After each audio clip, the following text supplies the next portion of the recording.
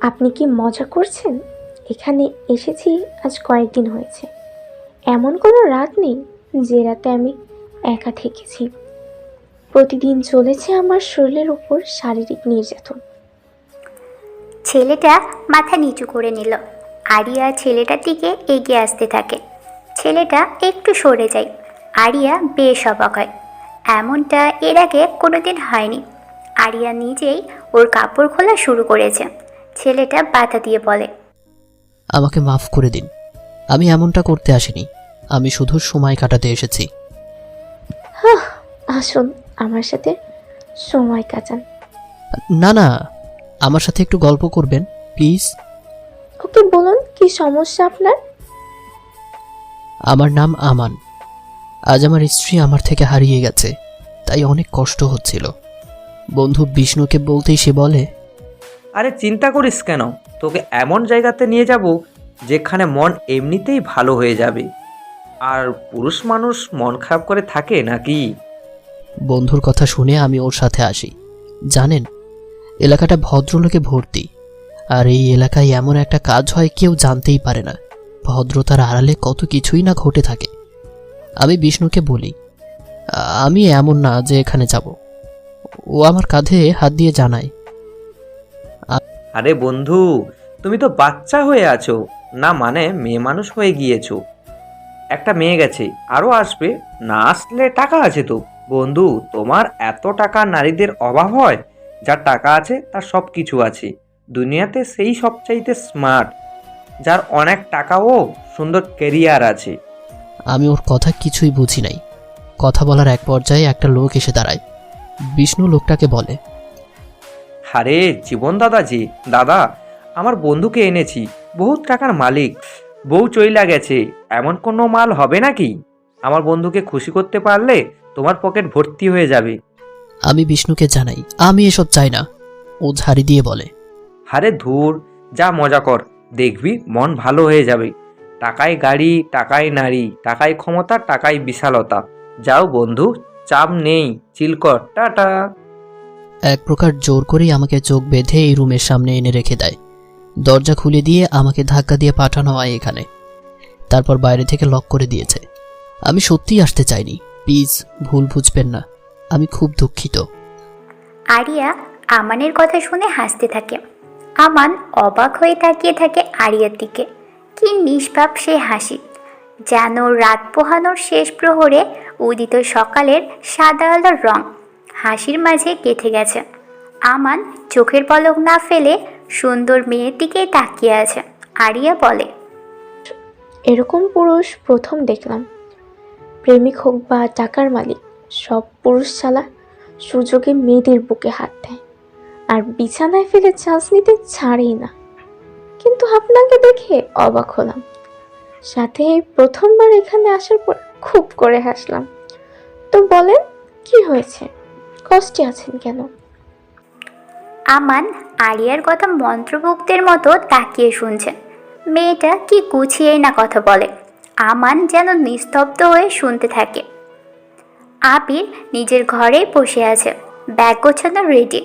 ওর বানানো আরও কয়েকটা গ্যাজেট সে নিজের শরীরের সাথে আটকে নিল। রিফাতকে টেক্সট করে দিয়েছে, এখনই সে ঢাকাতে যেতে চাই। তাই রিফাত গাড়ি নিয়ে বাজারের রাস্তায় অপেক্ষা করছে। আবির ব্যাগ গুছিয়ে প্রায় রেডি হয়ে নিল। হঠাৎ সে দরজায় কড়া নাড়ার শব্দ শুনতে পেল। তাকিয়ে দেখে প্রীতি এসে দাঁড়িয়েছে। প্রীতি বলল, কোথায় যাচ্ছিস তুই? 1 কোটি টাকার খোঁজ। সব কি এত সহজ? জীবনে কোনো কিছু সহজ না। মানুষ যা পেতে চায় তা কখনো তার জন্য সহজ হয়ে আসে না। কঠিন থেকে কঠিনতার হয়ে থাকে। কেউ পায়, অধিকাংশ পায় না। আবার যারা পায় তারা বেশি দিন রাখতে পারে না। আর মানুষের সবসময় যেটা পাবে না ঠিক সেটার পিছনেই পড়ে থাকে, প্রার্থনা চাইতেও থাকে। এতে কি হয়? না হয় ঠিকমতো প্রার্থনা, আর না হয় তাকে পাওয়া। জীবনে শখ করে কিছু চাইতে নেই, হয় সেটা পাওয়া যাবে, আর না হয় সেটা পেয়ে হারিয়ে যাবে। এভাবে কথা বলছিস কেন? তোর জন্য। তুই জীবনে শখ করে ছোট থেকে এমন কাউকে চেয়েছিস যাকে তুই পাবি না, অথচ তার প্রতি ভালোবাসাটা কত বিশাল। ভালো তাকে বাসবি যে ভালোবাসার মূল্য দিতে পারবে। ভালো থাক প্রীতি, হয়তো দেখা হবে কোনো এক অবহেলায়। একটা অনুরোধ, আমার মায়ের কম্পিউটারটা তোর কাছে রেখে দিবি, যতদিন না ফিরি তুই তোর কাছেই রেখে দিস। আবির, কোথায় যাচ্ছিস? উদ্দেশ্য অজানা, তবে চাহিদা বিশাল। প্রীতি আবিরের কথায় কিছুই বুঝে উঠতে পারে না। আবির কাঁধে ব্যাগ নিয়ে বাইরে আসলো। প্রীতিও পিছন পিছন বের হয়। আবির ওর মায়ের আর বোনের কবরের মাঝখানে দাঁড়িয়ে হাত উঠিয়ে জিয়ারত করে নিল। চোখ বেয়ে ওর পানি পড়ছে। আবির ঘুরে চলে আসতে থাকে। প্রীতি দৌড়ে আবিরের সামনে যায়। কি হয়েছে, কিছু বলবি? তোকে একবার জড়িয়ে ধরতে ইচ্ছা করছে। কিছু ইচ্ছের পূর্ণতা দিতে নেই, কেন? আবার সব প্রশ্নের উত্তর দিতেও নেই। তোর কথা কিছুই বুঝতে পারছি না। কিছু কথা বোঝাতেও নেই। আবির, প্লিজ বল না। কিছু ব্যাপার অনুরোধ করতে নেই। প্রীতি আবিরের দিকে রাগী চোখে তাকালো। আবির মুচকি হাসল। প্রীতি আর দেরি করে না, আবিরকে এসে শক্ত করে জড়িয়ে ধরে। আবির হেসে বলে, কিছু জিনিস নিজের ইচ্ছায় জোর করে পেতে হয়। এটা বুঝছি। ঠিক আছে, ভালো থাকিস আর কম্পিউটারটা গুছিয়ে রাখিস। আমি ভালো থাকবো কিনা জানি না, তবে তোর অপেক্ষায় থাকবো। আবির আর দাঁড়ালো না। সে হনহন করে সেখান থেকে বেরিয়ে চলে আসে। 2 যুগ পর সে তার শহর ছেড়ে ঢাকার উদ্দেশ্যে বের হয়। এলান যশোর সিটিতে এসে পৌঁছেছে। ঢাকার থেকেও যেন বেশি উন্নত মনে হচ্ছে শহরটা। ড্রাইভার প্রশ্ন করল, Where does, sir? You can know English, Yes, sir. Cause I am a taxi driver. but I can Bangla. আমার সাথে বাংলায় কথা বলতে পারো। কোথায় নামবেন? BN city hospital. ও, সেটা তো সামনে রেখে আসি, হসপিটাল রোড। ওকে, নো চিন্তা, হাসপাতালের সামনে নামিয়ে দেব। ধন্যবাদ। ড্রাইভার কিছু সময় পর এলানকে হসপিটালের সামনে এনে নামিয়ে দেয়। এলান আগেই ভাড়াটা দিয়ে রেখেছিল। সে গাড়ি থেকে নামে। বড় বড় বাংলা অক্ষরে লেখা বিএন সিটি হসপিটাল যশোর। এলান আর দেরি করে না, সে হসপিটালের মধ্যেই চলে যায়। এলান হাঁটতে হাঁটতে ভাবতে থাকে, বিতে বিথি হবে। তবে কি বিথি নামের কেউ এখানে ডক্টর আছে? কি জানি, হতে পারে। এলান একজন নার্সকে প্রশ্ন করল। বিথি? নার্স সাথে সাথেই উত্তর দেয়, বিথি ম্যামের চেম্বার 35 নম্বর রুম। উনি ওখানে নেই, মাত্রই আসবে। আপনি চাইলে ওনার কেবিনের সামনে ওয়েটিং লেবিতে বসতে পারেন। নার্স অবাক হয়, কারণ এলান বিদেশি, সাদা চামড়ার মানুষ। এত শুদ্ধ বাংলা বলবে ভাবতেই পারেনি। এলান তাকে ধন্যবাদ দিয়ে ওয়েটিং লবিতে যেয়ে বসল। শুধু এলান নয়, অনেকেই বসে আছে বিথির সাথে দেখা করার জন্য। এলান একটা চেয়ারে যেয়ে বসল, চারপাশে তাকাচ্ছে। বেশ পরিচ্ছন্ন একটি হসপিটাল, কত নম্রতা যেন সবার মাঝে। প্রীতি আবিরদের বাড়ি থেকে বের হয়। একটা দামি মাইক্রো এসে থামল। ভিতরে সাজ্জাদ বসে আছে। প্রীতিকে দেখেই তাড়াতাড়ি গাড়ি থেকে নেমে আসলো সামনে। প্রীতি পাশ কাটিয়ে চলে যাচ্ছিল। সাজ্জাদ দৌড়ে সামনে এসে দাঁড়ায়। প্রীতি রেগে বলল, কি সমস্যা আপনার? কেমন আছো প্রীতি? ভালো। তুমি এমন রক্ষ থাকো কেন? কি দরকার বলুন? বাবাকে খুঁজছেন? উনি বাসায় নেই, পরে আসবেন। আমি তোমাকে খুঁজছি, ভালোবাসি বলতে। সাজ্জাদ প্রীতির বাম হাত ধরল। প্রীতি ঘুরে ডান হাত দিয়েই সাজ্জাদের গালে কষিয়ে একটা চড় বসিয়ে দেয়। সাজ্জাদের দিকে কড়া দৃষ্টিতে তাকিয়ে প্রীতি বলল, নির্লজ্জ বেহায়া লোক, মনে করছিস তোর ব্যাপারে কিচ্ছু জানি না? আরিয়াকে তুই নিয়ে গিয়েছিলি, তার লাশ পাঠিয়েছিস, ভাবছিস আবির তোকে ছেড়ে দেবে? আবির ঠিকই তোকে বোঝাবে। আমার সামনে যেন তোকে কোনোদিন না দেখি, দূর হয়ে যা সামনে থেকে। ওই আবির কি করবে আমাকে, কিন্তু তোকে এই অপমানের জবাব আমি ঠিকই দেব। সাজ্জাদ গাড়িতে উঠে চলে যায়। প্রীতি আর দাঁড়ায় না, সেও সেখান থেকে চলে আসে। মায়ার মন খারাপ, কিছুই তার ভালো লাগছে না। কারণ পৃথিবীতে ও যাকে বেশি ভালোবাসতো আজ সে তার মতো, আর মায়া নিজের মতো বাস করছে। মাঝে মাঝে মানুষেরা ঠিক কাকের মতো হয়ে থাকে, সারা জীবন কষ্ট করে বাসায় বানায়, অথচ ঠিক কোকিল এসে কাকের বাসায় ডিম পেড়ে চলে যায়। মানুষও যেন এমন, কাউকে না কাউকে খুব করে যত্নে ভালোবেসে আগলে রাখে, শত ঝড়ঝাপটা আসুক গুছিয়ে রাখে। কিন্তু কি হয়, কোনো এক সময় ঠিকই অন্য কোনো মানুষ এসে সেই গোছানো ভালোবাসায় ভাগ বসিয়ে তাকে শুদ্ধ নিয়ে চলে যায়। মায়ার রেলিং ধরে বাইরে তাকিয়ে থাকে, একটা মোরগ আর একটি মুরগির ভালোবাসার দৃশ্য দেখতে থাকে। আচ্ছা, মানুষ কেন ভালোবাসে? প্রশ্নটার কোনো সঠিক উত্তর নেই, কিছু কিছু ব্যাপার অকারণেই হয়ে থাকে। পৃথিবীর নিয়ম বড়ই অদ্ভুত। কখনো আঙ্কেল তার ভাতিজিকেও ভালোবাসে, ভাগিনা তার মামাকেও ভালোবেসে ফেলে।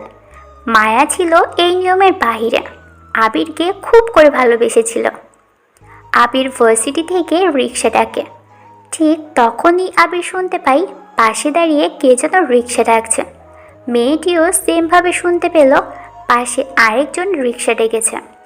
ওরা দুইজন একসাথে রিক্সা ডেকেছিল। আবির ঘুরে তাকায়, পাশে দাঁড়িয়ে একটা মেয়ে।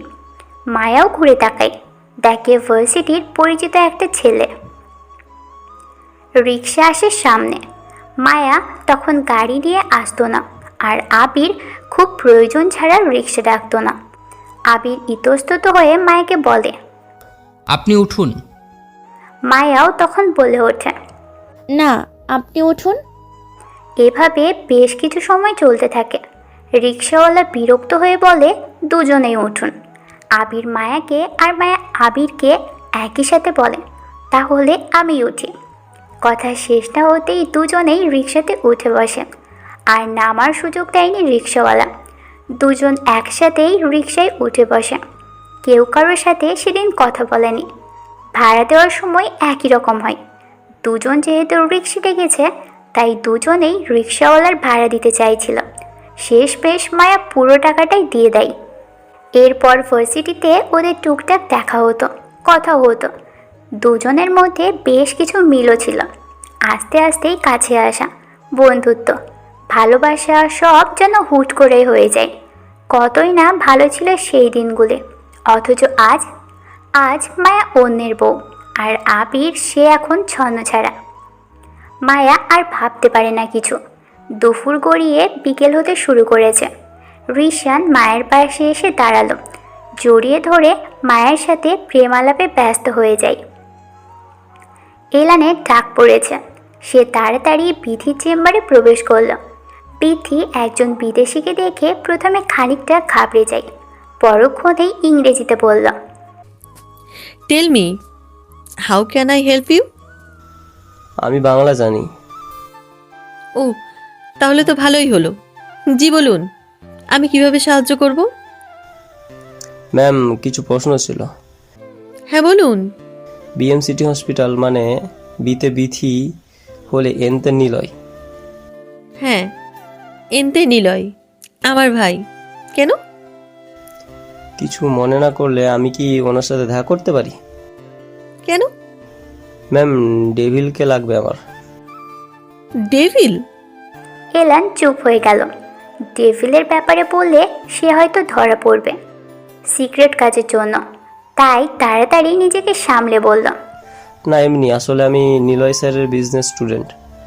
উনি অনলাইনে আমাকে শেখাতেন আগে অনেক, তাই হঠাৎ করে ওনাকে পাচ্ছিলাম না, খুঁজতে এসেছি। প্লিজ লক্ষ্য পিপি ম্যাম, আমি নিলয়ের স্যারের সাথে দেখা করতে চাই, প্লিজ। আমার নাম এলান, প্লিজ প্লিজ প্লিজ।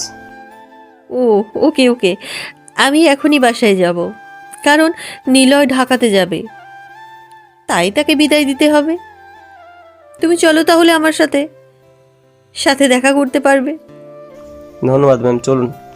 বিথি অবাক হয়, এই প্রথম কাউকে দেখছে নিলয়কে নিয়ে এত বেশি আগ্রহের সাথে কথা বলতে।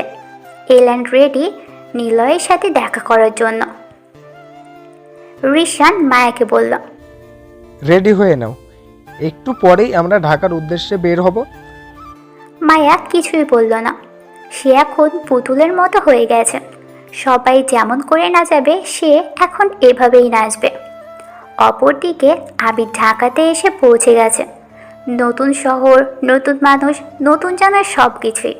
উদ্দেশ্য 1 কোটি টাকা, কিন্তু নিজের মধ্যে সব অনুভূতিও মেরে ফেলেছে। না ওর এখন কোনো কারণে মন খারাপ হচ্ছে, আর না কোনো কারণে কান্নার অনুভূতি আসছে।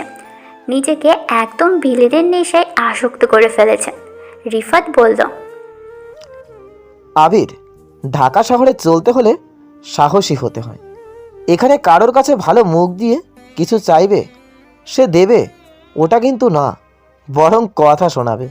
আর পিস্তল দেখিয়ে যদি কিছু চাও, মুখ দিয়ে বলার আগেই সে সব কিছু তোমাকে দিয়ে দেবে।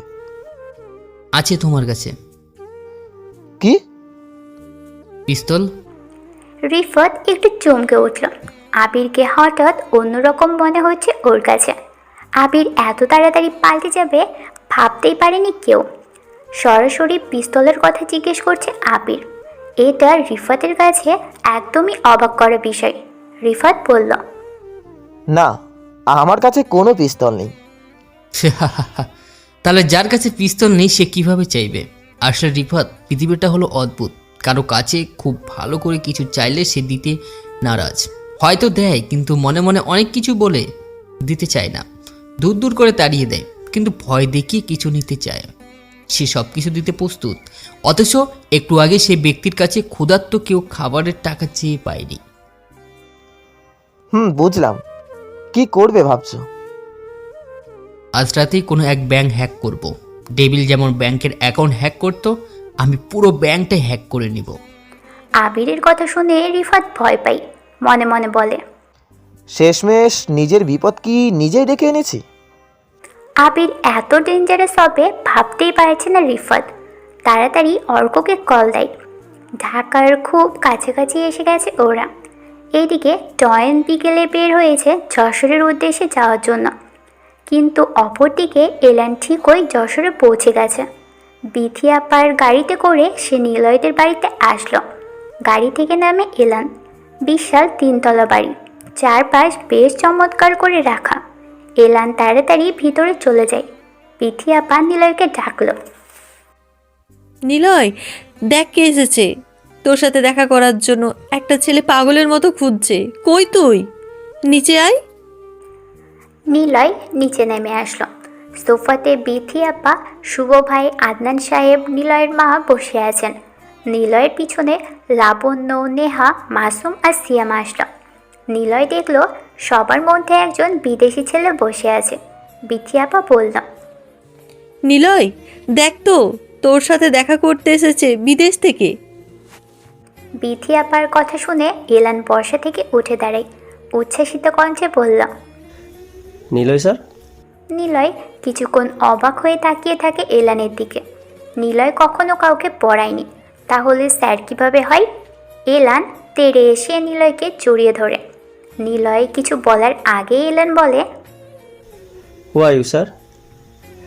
I can't believe I will see you. Niloy কিছুই বুঝতে পারে না। এলানের এমন কাণ্ড দেখে সবাই অবাক হয়, কারণ এই প্রথমবার এলানকে দেখছে ওরা। নিলয়কে স্যার বলবে, নিলয় কি বলবে নিলয় তা ভেবে পাচ্ছে না কোনো কারণ। কে ও নিলয়? পরিচিত একজন, please come with me. Niloy Adnan সাহেবকে কথাটা বলে এলানকে নিয়ে বাইরে আসে। বাড়ির সামনে ছোট পুকুর, সামনেই পাকা রাস্তা করা। পুকুরের উপর উঁচু করে বসার জন্য জায়গা বানানো হয়েছে, ছাদ বলা যায় আর কি। এলানকে প্রশ্ন করল, who are you? Sir, I am Alan. I can know who are you. What? Actual I can know you are the devil. Niloy চমকে উঠল। এতদিন সে ভাবেনি কেউ তাকে চিনতে পারবে, কিন্তু সে ভুল ছিল। এলান তাকে ঠিকই চিনে ফেলেছে। তবে কারণটা কি? কিভাবে সে নিলয়কে ডেভিল রূপে চিনে ফেলল? নিলয় বলল, হু আর স্যার আমি বাংলা বলতে পারি ও বুঝতেও পারি। আমার পিতার বাসা বাংলাদেশে, মা আমেরিকান। আমি একজন টেকনোলজি ইঞ্জিনিয়ার। আসলে আমার যখন 11 বছর বয়স তখন থেকে বাবা কম্পিউটারের সামনে বসে বুঝতাম না তখন, কিন্তু ভুলবশত হোক বা অজানা কারণে হোক ডার্ক ওয়েবসাইটে প্রবেশ করি। ডার্ক ওয়েবে কী তখন ঠিকমতো বুঝতাম না, তবে প্রথমেই চোখে পড়ে একটি নিজস্ব ডার্ক ওয়েব রাজত্ব করা একটি সাইট, যার নাম ছিল কল মি ডেভিল। আমার একটা অ্যাবিলিটি ছিল, আমি ভাইরাস সফটওয়্যার বানাতে পারতাম। জানি না এটা কিভাবে পারতাম, কেন সাইটের কাজ বন্ধ করার ক্ষমতা আমি ঠিক 3 মাসের মধ্যে শিখে নিই। সোসাইটির কাজ বন্ধ করতাম ভাইরাস এটা দিয়ে। প্রথম যেদিন ডেভিলের নামে সাইট অ্যাটাক দিই সেদিন অবাক হয়ে গেছিলাম। আমার ডিভাইস স্লো আর হ্যাং হয়ে যায়। তবে আমার সবচাইতে মজার ব্যাপার ছিল আমার নিজের তৈরি সাইটটি ডেভিল আন্ডারে চলে যায়, আর শত চেষ্টা করেও ফেরাতে পারিনি। সারা রাত পড়ে থাকতাম ডেভিল নামের সাইটটাই নিচে করে নেওয়ার জন্য। ঠিকমতো ক্লাসে যেতাম না, গেলেও মাথার মধ্যে শুধু ডেভিলকে নিয়ে ভাবনা ঘুরপাক খেত। জানার আগ্রহ ছিল ডেভিলকে, কত কত প্রশ্ন মাথায় আসতো, কেন এত স্ট্রং সাইট সে বানিয়েছে। একদিন ক্লাস থেকে ফিরে জানতে পারি বাবা আমার মাকে বলছে বাংলাদেশে একটা ভয়ঙ্কর হ্যাকার এসেছে, সব bank account CC camera hack করে নিজের কন্ট্রোলে নিচ্ছে। কেউ বুঝতে পারছে না কে করছে, তবে তার নিক নেম ডেভিল। গুরুত্বপূর্ণ বিষয় হলো বড়লোকের টাকা নিয়ে ডেভিল গরিবদের মধ্যে ত্রাণ হিসাবে দিয়ে দিচ্ছে। এতে প্রায় অর্ধশত লোকের কাছে ডেভিলের কোনো হ্যাকার নয়, যেন ফেরেশতা। সেদিন কথাগুলো শুনে আরও আগ্রহ বেড়ে যায় আমার। ডেভিলকে দেখার প্রবল ইচ্ছে জাগে। সেখানে বসে ডেভিলের খোঁজ কত শত চেষ্টা করেছি। বাবাকে সবটাই বলতাম, বাবা বকা দিত, কারণ ডেভিল করে আমি আমার পড়াশুনো ঠিকঠাক মতো করতে পারছি না। কিন্তু বাবা জানতো না আমি ডেভিলকে খোঁজার এই উদ্দেশ্য বিশাল কিছু আবিষ্কার করে ফেলেছিলাম। আর সেটা হলো ভাইরাস সফটওয়্যার, যার নাম থ্রোনস অফ কিলার। ভাইরাসটা ডার্ক ওয়েবে উন্মুক্ত করে দিয়েছিলাম। পৃথিবীর সবচাইতে শক্তিশালী ছিল ওই। আবিষ্কারের উদ্দেশ্য ছিল ডেভিল সাইটটিকে অ্যাটাক করে নিজের কবজায় নেব। জানতেই চাইছিলাম কি আছে সেইখানে। এর মধ্যে আমাদের দেশের ব্ল্যাক উইজার্ড নামের একজন শক্তিশালী হ্যাকার আছে। সে কে, কেন, কোনো ইনফরমেশন জানা যায়নি। তাকে আটকানোর অনেক কঠিন, যদিও চেষ্টা কম করিনি বাকি হ্যাকাররা, কিন্তু তাকে রুখতে সবাই অক্ষম। আপনি হয়তো শুনবেন বিশ্বের সবচেয়ে বড় গবেষণা কেন্দ্র নাসা ভুল তথ্য পাবলিশ করেছিল। এটার কারণ অনেক সমালোচনা সৃষ্টি হয়েছে। ভুল তথ্য প্রদান করেছে সে, মানে নাসার নাম দিয়ে উইজার্ডের তথ্য ভুল প্রকাশ করেছে। তাকে আটকানোর জন্য সরকারকে না জানিয়ে গোপন হ্যাকার খোঁজা হয়। আমি সেখানে জয়েন হই। ডার্ক ওয়েবের শুরুতেই অবৈধভাবে কাজ করতাম। ক্রাইম হলেও আমাকে ধরার ক্ষমতা ছিল না কারো। কিন্তু তখন আমি ডেভিলকে খুঁজে চলেছি। ডেভিলকে দেখার প্রবল ইচ্ছে আমি খুব বেশি আকৃষ্ট করে, কারণ তার ক্রাইমের প্রভাব এত বেশি জনপ্রিয় উঠেছিল। সে সাদা ইন্টারনেটের জগতে মানুষ না বুঝলেও ডার্ক ওয়ার্ল্ড ঠিক বুঝতে পেরেছিল। ডেভিল আসলে একজন রিয়েল মাস্টারমাইন্ড হ্যাকার। সত্যি কথা বলতে আমি শুরু থেকেই আপনার ফ্যান ছিলাম। এরপর যখন আপনার নামে একটি লেখা পড়ি, লেখাটা ছিল ডেভিল ইজ না এন্ড। লেখাটা আপনার অস্তিত্ব সম্পর্কে বর্ণনা আর শেষ হওয়ার ব্যাখ্যা ছিল। এরপর আপনার নামের dark web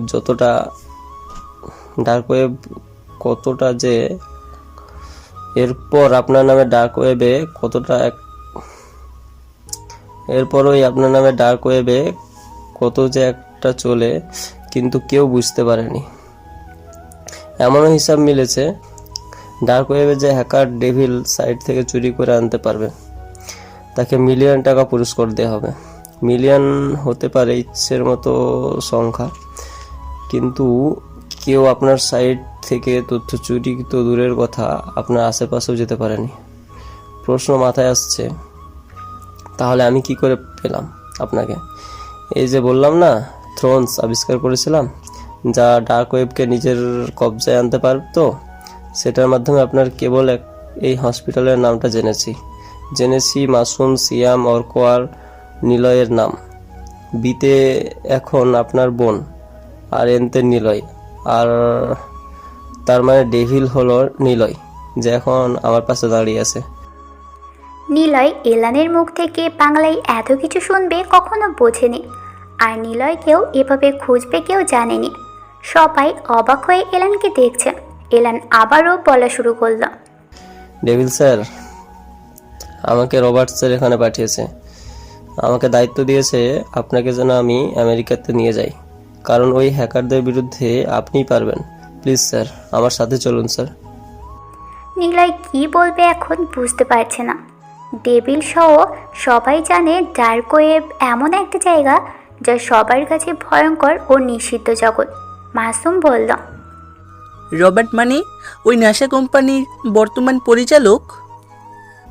yes bro, Robert স্যারের বক্তব্য হলো ওনার বন্ধু টমাস তাকে ঠকাচ্ছে, সে হ্যাকার দিয়ে এমনটা করছে, কিন্তু কোনো প্রুফ নেই। আপনি চলুন প্লিজ। এক মিনিট, নাসা কোম্পানির হয়ে ডেভিল মানে নিলয় কেন কাজ করবে? আর তাছাড়া নাসা এমনিতেই সব স্যাটেলাইট কন্ট্রোলে রাখার ক্ষমতা রাখে, নিলয়কে দরকার হবে বলে মনে হচ্ছে না। স্যার আপনি কি বললেন? আমি আপনাকে না নিয়ে যাব না বাংলাদেশ থেকে। এই ছেলে, তুমি চলে যাও, নিলয় ভাই যাবে না। আচ্ছা সবাই চুপ করো। এলান, আমি আর এখন কোনো হ্যাকার নই, আমি ওই জগৎ থেকে বেরিয়ে এসেছি। কিন্তু আপনার তৈরি করা সব কিছু এখনও ঠিক আগের মতোই আছে, বরং আমার তৈরি ভাইরাস আপনার বানানো দুনিয়াকে আরও বেশি শক্তি করেছে। আমি সেসব নষ্ট করে দিতে পারবো, তুমি চলে যাও। No sir, I will not go with you. Get lost. Niloy সেখান থেকে চলে আসে। এলান চুপচাপ দাঁড়িয়ে থাকে। সে বসার জায়গাতে যে বসলো, নিলয়ের বাড়ির দিকে তাকিয়ে আছে। অপরদিকে টয়েন ট্যাক্সি নিয়ে বের হয়েছে, কিন্তু জ্যামে আটকে পড়াতে গাড়ি থেকে বের হলো। কিছু দূর আসার পর কোনো একজনকে জিজ্ঞেস করলো, hey bro, where to get to Jessore? লোকটা ইংলিশ বোঝে না, টয়েনের দিকে বোকার মতো তাকিয়ে আছে। টয়েন পকেট থেকে ফোন বের করলো। গুগল ট্রান্সলেট অ্যাপ দিয়ে সে বাংলা করে ফোনটার সামনে ধরল। দুর্ভাগ্যবশত টয়েন যে ছেলেটার কাছে যশোর যাওয়ার জন্য গাড়ি খোঁজার কথা জানতে চেয়েছে, সে ছিল একজন গ্যাং লিডারের লোক। মারামারি, ছিনতাই সহ বড় রকমের অপরাধমূলকে জড়িয়ে চলত তারা। লোকটার নাম হাসিম। হাসিম নতুন ও দামি ফোন এক বিদেশির হাতে দেখেই সেটা নিয়ে দৌড়ে পালালো। টয়েন আর কি করবে, সে স্টপ বলতে বলতেই দৌড়তে থাকে। মেন রাস্তায় হাসিম উঠে এক পাশ দিয়ে আরও জোরে দৌড়তে থাকে। টয়েন ও ওর পিছনে জোরে দৌড়তে থাকে। টয়েন হাসিমকে ক্যাচ আপ করার জন্য রাস্তার প্রায় মাঝেই উঠে পড়ে। ঠিক তখনই একটা লাল রঙের প্রাইভেট গাড়ি টয়েনের সামনেই চলে আসলো। টয়েন বুঝতে পারেনি আকস্মিক গাড়িটা সামনে চলে আসবে, কিন্তু কিছু বোঝার আগেই টয়েন গাড়ির সাথে ধাক্কা লেগে ছিটকে পড়ে যায়। গাড়িটা খুব জোরে ব্রেক করে। ভিতরে দুজন লোক বসে আছে, একজনের নাম আবির, আরেকজন রিফাত। আবির গাড়ি থেকে নামার চেষ্টা করে। রিফাত বলল, কি দরকার ঝামেলা নেওয়ার? ঢাকার শহরে এমন দু একজন রাস্তার পাশে পড়ে থাকে, যথেষ্ট ইগোর। শোনো, বড় শহরে দুটো জিনিস সবসময় এড়িয়ে চলতে হয়। প্রেমিক তার প্রেমিকাকে গলির মধ্যে দাঁড় করিয়ে চুমো দিলেও সেটা জাস্ট ইগনোর করতে হয়। আরেকটা হলো রাস্তার পাশে কে পড়ে আছে সেটা দেখার বিষয় না। আবির কাউকে যখন মারবে তখন বড় একটা কারণই থাকবে, কিন্তু অকারণে আমি কাউকে মারবো না। আবির কথাটা বলে গাড়ি থেকে নামলো। ততক্ষণে লোকজন জড়ো হয়ে গেছে। আবির যে দেখে একজন বিদেশি রাস্তার পাশে পড়ে আছে। মাথায় চোট পেয়েছে অনেকটাই, অবচেতন প্রায়। মৃদু শব্দ করে বলল, হেল্প হেল্প হেল্প মি। আবির 2 হাত বাড়িয়ে কোলে তুলে নিল টয়েনকে। টয়েন কেবল নরম দৃষ্টিতেই তাকিয়ে দেখছে কে যেন তাকে কোলে নিয়ে গাড়িতে তুলছে। রিফাত গাড়ি স্টার্ট করে। তাড়াতাড়ি হসপিটালে নিয়ে যায় ওরা। আরিয়া আমান নামের ছেলেটির দিকে তীক্ষ্ণ দৃষ্টিতেই তাকিয়ে আছে। আমান বিছানার এক কোণাতে এসে কাঁচুমাচু হয়ে বসল। আরিয়া মুচকি হাসতে থাকে। এই ছেলেটা তাকে ভয় পাচ্ছে ভেবেই আরিয়ার হাসি যেন থামছেই না। আরিয়া আবারও বলল, বলুন আপনার কষ্টের কারণ। তবে অবাক হচ্ছি, একজন পতিতার সামনে বসে থেকে আপনি চুপ হয়ে আছেন, কিছু করছেন না। আগে শুনুন, আমি আমার স্ত্রীকে খুব ভালোবাসতাম। ভালোবাসতেন? দুনিয়াতে ভালোবাসা বলে কিছুই নেই। তবে ভালোবাসার গভীরতা থাকে একতরফাতে। আপনি যাকে ভালোবাসবেন মন থেকে, তার জন্য নিজেকে বিসর্জন দিতেও প্রস্তুত থাকবেন। অগাধ বিশ্বাস আর রেসপেক্ট থাকবে নিজের কাছে। ভালোবাসা আছে, শুধু পার্থক্য কেউ সেটা বুঝতে পারে আর কেউ পারে না। আমার স্ত্রী মনীষা আমার সেই ভালোবাসাটা বোঝেনি। 7 বছরের রিলেশন ছিল আমাদের। 7 বছর পর তাকে বিয়ে করি। কত ঝামেলা, কত কিছু কষ্ট সহ্য করে আমরা এক হয়েছিলাম। তার বাসা থেকে আমাকে মেনে নেয়নি। আমিও ওর হাত ধরে চলে আসি। মনীষা আমাকে সবসময় বলতো, যখন ওকে নিয়ে পালাই, তারপরে ওর পরিবার আমাকে এবং আমার পরিবারের উপর থানায় কেস করে। জানেন, পুলিশ এসে আমার বাবাকে ধরে নিয়ে যায়। অনেক মেরেছে, তবুও আমি ওর হাত ছাড়িনি, আলাদা হইনি। সংসারটাকে সাজিয়েছিলাম পালানোর পর। দুজন ছিলাম একসাথে। আমার ছোট্ট ব্যবসায় একটু একটু করে বড় হতে থাকে। সবকিছু সুন্দরভাবে চলছিল। কিন্তু বছর 3 পরে মনীষা পাল্টাতে থাকে। সবসময় ফোনে কি যেন করত, আনলিমিটেড ফেসবুকিং, ফোনে কথা বলা। জানতে চাইলে বলতো নতুন বন্ধু হয়েছে, তাদের সাথে কথা বলা হয়। তার কয়েক মাস পরেই একদিন বাসায় এসে দেখি দরজার সামনে একজোড়া অপরিচিত জুতা রাখা। জুতার দিকে বেশ কিছু সময় তাকিয়ে থেকে বোঝা যায় জুতাটা আমার নয়। আমি দরজা ঠেলে ভেতরে প্রবেশ করতে চাই, কিন্তু ভেতর থেকে লক করা। আমরা থাকতাম 4 তলাতে। 4 তলার উপর সিঁড়িতে যেয়ে চুপচাপ বসি আমি।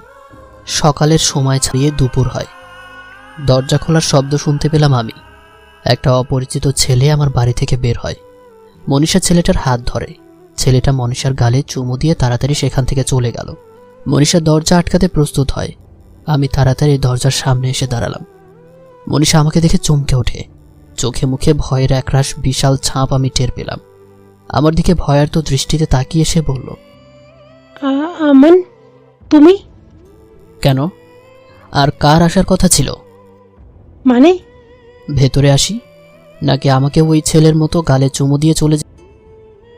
ছেলে মানে? আমি মুচকি হাসি। আর কিছুই বলিনি মনীষাকে। সে আমার সামনেই আসতো না। একই ছাদের নিচে, একই জায়গাতে, দুজন ভালোবাসার প্রেমিক প্রেমিকা হওয়া সত্ত্বেও, বর বউ হওয়া সত্ত্বেও আমরা আলাদা থেকেছি। কথা না বলে থেকেছি 3 মাস। আজ ঠিক সন্ধ্যায় মনীষা আমাকে ছেড়ে চলে যায়। কারণটা অবশ্য সে বলে গিয়েছিল, আমি নাকি তাকে সময় দিতে পারি না। আপনি বলুন তো, ছেড়ে যেতে হলে বড় কোনো কারণের দরকার হয়? ছোট্ট একটি কারণ দেখিয়ে ছেড়ে চলে যায় মানুষ।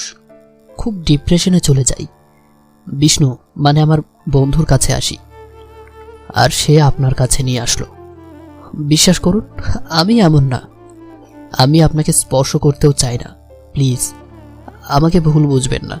আমি কষ্ট দিয়ে থাকলে মাফ করে দেবেন দয়া করে। আরিয়া বোবা হয়ে গেল যেন। একটা ছেলে এতটা ভালো হতে পারে আরিয়া কখনো ভাবতেই পারেনি। আরিয়া আমানের সামনে এসে দাঁড়ালো। আমানের দিকে নিজের ওড়না বাড়িয়ে বলল, চোখের পানি মুছুন, ছেলেদের কান্না মানায় না। আপনার নাম কি? থাক, নাম জানার কোনো দরকার নেই। আচ্ছা। আপনাকে দেখে ভালো মানুষ মনে হচ্ছে। বাসায় যান আর ব্যবসাতে মন দিন। কোনো ভালো মেয়ে পেলে তাকে নিজের করে নিন। আপনি কেন এখানে? এটা অজানা থাকুক, হয়তো এটাই আমাদের শেষ দেখা। হয়তো, আরিয়া চলে যায় নিজের জায়গাতে। আমান বসা থেকে উঠে দাঁড়ালো। পৃথিবীটা কতই না বিচিত্রময়, সেখানে বিচিত্র সব মানুষের বাস। তবে মানুষের একটাই উদ্দেশ্য, চাহিদা পূরণ। চাহিদা হয়ে থাকে অনেক কিছুর উপর, তাই মানুষ প্রতি মিনিটে মিনিটে নতুন নতুন বিষয়ের উপর চাহিদা সম্পন্ন করে। চাহিদা হারালে মানুষ হয়তো পৃথিবীতেই থাকবে না, ডাইনোসরের মতো বিলুপ্ত হয়ে যাবে। আবির টয়নকে নিয়ে হসপিটালে এসেছে। সন্ধ্যা হয়ে গেছে। টয়নকে ডক্টরের কেবিনে বসিয়ে আবির অপেক্ষা করতে থাকে। ওদিকে নিলয় বাসা থেকে বের হয়, ঢাকার উদ্দেশ্যে রওনা হলো। বাড়ির সামনে এসে দেখে এলান ঠিক আগের জায়গাতেই বসে আছে। নিলয়কে দেখে উঠে দাঁড়ালো। আমার রেসপেক্টেশন দেখে, ব্যাপার দেখে নিলয় অবাক হলো। নিলয় এলানের কাছে এসে দাঁড়ায়। এলান বলে, স্যার নাসা আপনাকে সত্যিই চাই। নাসার আপনাকে প্রয়োজন। চলুন স্যার আমার সাথে প্লিজ। দেখো, আমি কখনো কারো হয়ে কাজ করি না আর করতেও চাই না। তুমি আমাদের সাথে যেতে পারো, থাকতেও পারো কয়দিন। এলান মনে মনে বলল, আপনাদের সাথেই তো থাকতে চাই। আপনাদের ঠিকই রাজি করিয়ে নাসার জন্য আপনাকে নিয়ে যাব। এলান একটু মন খারাপ করেই বলল, ঠিক আছে স্যার। এই মাসুম, এলান এখন থেকে আমাদের এখানে কিছুদিন থাকবে আমাদের সাথে। নিলয় মাসুমকে ডেকে কথাটা বলে ওরা সবাই অবাক হয়, কারণ নিলয় প্রথমবার কাউকে এত তাড়াতাড়ি বিশ্বাস করে ফেলল। এলান ওদের সবার সাথেই যেতে থাকে। সিয়াম আর মাসুম নিলয়কে পিছনে টেনে এনে প্রশ্ন করল, ভাই আপনার কি হলো? কি হলো মানে? আপনি এত তাড়াতাড়ি অপরিচিত কাউকে বিশ্বাস করে নিলেন? মানুষের ব্যবহারই তার পরিচয়। মানুষকে চেনা নিলয়ের কাছে জটিল হলেও ডেভিলের কাছে খুব সহজ। ওর চোখে ভালোবাসা আছে আমার প্রতি। একটা কথা, তোরা যতটুকু ভালোবাসিস ঠিক ততটুকু সেও আমাকে ভালোবাসে। আমি তা দেখতে পেয়েছি। মানুষকে চেনা সহজ নয়, আবার কঠিনও নয়। এলান এখন নিলয়দের সাথে ঢাকার উদ্দেশ্যে আসে। কি হতে যাচ্ছে কেউ কিছুই আন্দাজ করতে পারছে না। লাবণ্য টেক্সট করে দিল রিশানের উদ্দেশ্যে, নিলয় আসছে। রিশান ওর মা বাবার সামনে আসলো। সবাই রেডি হয়ে গেছে। রিশান এসে বলল, মা এবার যাচ্ছি, অফিসে কাজ আছে। লাবণ্য টেক্সট করেছে, দেশের একজন বড় পর্যায়ের মানুষ এসেছে, যেখানে থাকতেই হবে আমার। কিন্তু কালকে বিয়ে করলি, আজকে বউকে নিয়ে ঢাকায় যাচ্ছিস? আরও কটা দিন পরে যা। থাকতে পারলে যেতাম না। রিশান সবার থেকে বিদায় নিল। মায়াও বিদায় নিয়ে রিশানের সাথে বের হলো। মায়া চুপচাপ থাকে, ঠিক মতো কারোর সাথে কথাও বলে না। রিশান ওর বর হলেও কখনো মনে প্রাণে সে আবিরকে ভালোবাসে। আবিরকে ছাড়া ওর থাকাটা কেমন যেন কষ্টসাধ্য হয়ে গেছে, কিন্তু এখন আর কিছুই করার নেই। মায়া আপাতত রিশানের ভালোবাসায় সিক্ত হয়ে অভিনয় করে যেতে হবে তাকে। ওদিকে আবির বসে আছে ডক্টরের কেবিনের সামনে। ডক্টর বের হলো। আবির যেয়ে সামনে দাঁড়ায়। ডক্টর, আমার পেশেন্ট। এই যে বিদেশি, টয়েন কি আপনার পেশেন্ট? আপনাকে খুঁজছেন। আবির তাড়াতাড়ি টয়নের কাছে যায়। প্রথমে আঘাত গুরুতর না হলেও অনেক বেশি ডেঞ্জারাস আছে টয়েন। টয়েনকে দেখে আবির বলল, হেই, হাউ আর ইউ? আপনি কি আমাকে হসপিটালে নিয়ে এসেছেন? তোমার নাম কি? আমি মার্ক টয়েন। শুনুন, ডাক্তার বলল আমি হয়তো বাঁচব না, কারণ গাড়িতে ধাক্কা লাগার ফলে আমার মাথায় একটি ইঁটের টুকরো ঢুকে গেছে, যা কন্ডিশন খুব খারাপ। আমি যা বলছি সেটা একটু শুনবেন মন দিয়ে। কি বলো এসব? প্লিজ শুনুন। ওকে। আমি মাইক্রোসফট কোম্পানিতে কাজ করি। টমাস হলো আমার স্যার। আমি আমেরিকা থেকে এসেছি একটা মিশনে। আমার ফোন ছিনতাইকারী নিয়ে চলে গেছে। ফোনটা দয়া করে উদ্ধার করবেন। সিম কার্ড নোটিফাইড সফটওয়্যার দ্বারা আমার ফোনের লোকেশন খুঁজে পাবেন। আমি ডবল হ্যাচ 743 এটার মাধ্যমে আপনি সহজেই খুঁজে পাবেন। আর ফোনটি ফ্যাক্টরি রিসেট দিতেও পারবে না। আমার জিমেলে কোড আসবে, কোড সাবমিট না করা অবধি ফ্লাশ বা রিসেট কোনোটাই হবে না। ফোনটার জন্য এত কথা বলছি, তার কারণ ফোনটা পেলেই বুঝতে পারবেন আমি কেন এসেছি। আমার ব্যাগে সব কিছু তথ্য আছে। দয়া করে আমার বসের সাথে আপনি দেখা করবেন, আমার কথা জানাবেন, হয়তো আর কথা হবে না আমাদের। কিছু সময়ের মধ্যেই টয়েন যেন নীরব নিস্তব্ধ হয়ে পড়ে। আবির কয়েকবার ডাকল, কিন্তু টয়েনের কোনো সারা শব্দই পেল না। রিফাত বলল, চলো তো এখন, এসব ঝামেলার মধ্যে না জড়ালেই ভালো। মরার সময় টয়েন আমাকে তার ইচ্ছে বলেছিল, পূরণ করাটা আমার মানুষ হিসাবে দায়িত্ব। আবির কথাটা বলে রুমের এক কোণার দিকে তাকালো। একটি ব্যাগ পড়ে আছে। আবির তাড়াতাড়ি ব্যাগের কাছে যায়, হাত দিয়ে ধরে বলল, ব্যাগে তো তেমন কিছু নেই। ধুর আবির, আমাদের দেরি হয়ে যাচ্ছে। তুমি অর্কের সাথে দেখা করো, আমি তোমাকে খুঁজে নেব। আচ্ছা। শোনো, তোমার ল্যাপটপ আমাকে দিয়ে যাও। আচ্ছা। রিফাত আবিরের দিকে ল্যাপটপের ব্যাগ পাড়িয়ে দিয়ে হসপিটাল থেকে বের হলো। অর্কের সাথে ওর অনেক কথাই জমা রয়েছে। আবির, রিফাত আর অর্ক সবাই মিলে হ্যাকার জগৎ তৈরি করতে চায়। প্ল্যানটা অর্কেরই, কারণ অর্ক জানে না কোনো একজন অজানা ব্যক্তি তাকে লিড করছে, আর অর্ক তার সাথে মিলে তার কথা মতোই সব কাজ করছে। এই প্ল্যান অনুযায়ী অর্ক ওদের দুজন মানে রিফাত আর আবিরকে ব্যবহার করছে। আবির টয়েনের ব্যাগ খুলল, একটা দামি ল্যাপটপ দেখতে পাই, পাশেই কয়েকটি কাগজ, মানি ব্যাগ, ভিসা কার্ড, সব রকম প্রয়োজনীয় তথ্য দেখতে পেল। আবির এটাও দেখতে পাই 5 তারা হোটেলের রুমের একটি কাগজ, এখনও 15 দিন থাকার সুযোগ আছে। আবির ব্যাগটি কাঁধে নিল, রিফাতের দেওয়া ব্যাগ হাতে দিয়ে হসপিটাল থেকে বের হয়। উদ্দেশ্য 5 তারা হোটেল রুম, সেখানে যেয়ে ও হয়তো অনেক কিছুই জানতে পারবে। আবির হোটেলে এসে পৌঁছয়। রুমের ওই কার্ডটা দেখালো রিসেপশন লিস্টের কাছে। রিসেপশন লিস্টের ছেলেটা প্রশ্ন করল, টয়েন কে হয়? আমার আত্মীয়, সে আমার কাছে গিয়েছিল, ও পাঠিয়েছে। রুমে কিছু কাজ আছে। 87 নম্বর রুমে চাবিটা দিন।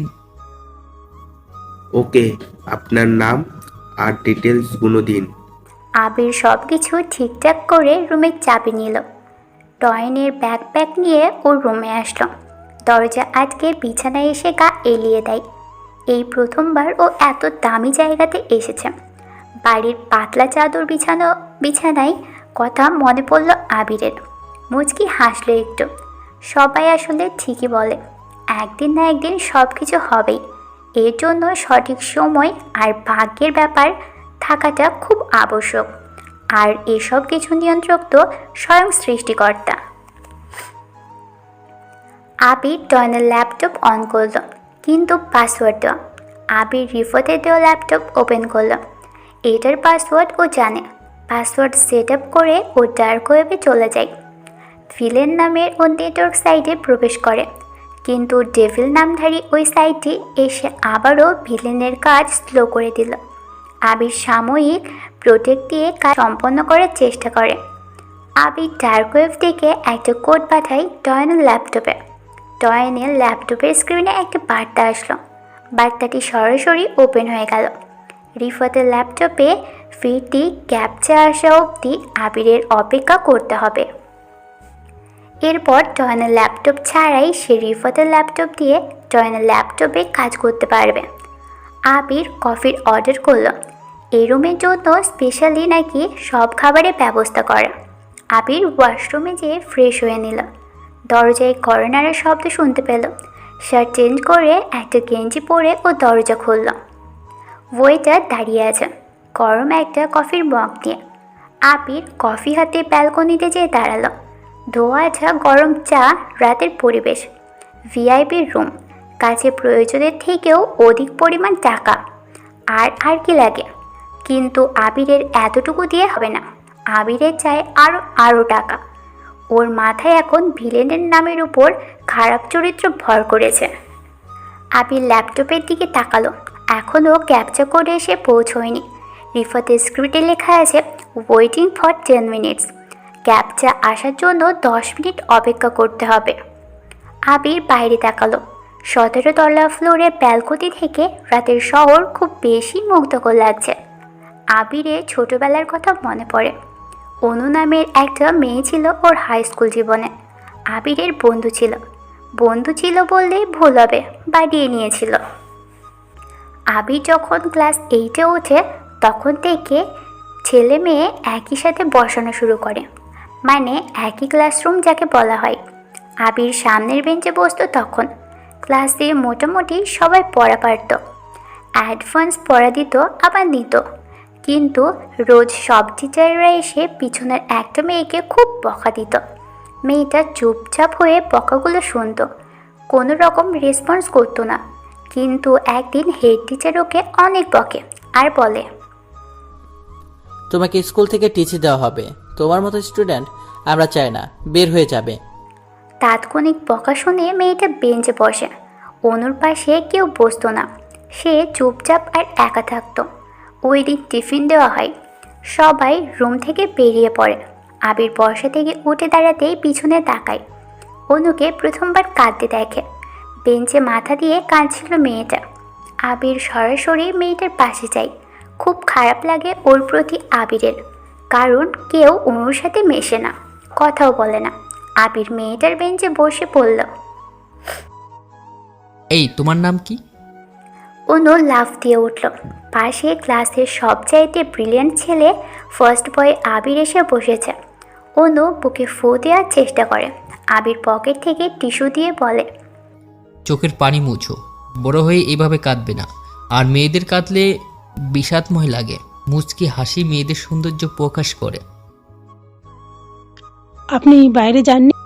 কেন? আমি গেলে কি ভ্যাব্যা করে কাঁদতে পারতাম? আচ্ছা তাহলে বাইরে যেয়ে দরজা জানালা আটকে দিই, তুমি ও মা গো, ও বাবা গো, ও খালু গো বলে কান্না শুরু করো। অনু হেসে ফেলে। আবির মুচকি হেসে তাকালো অনুর দিকে।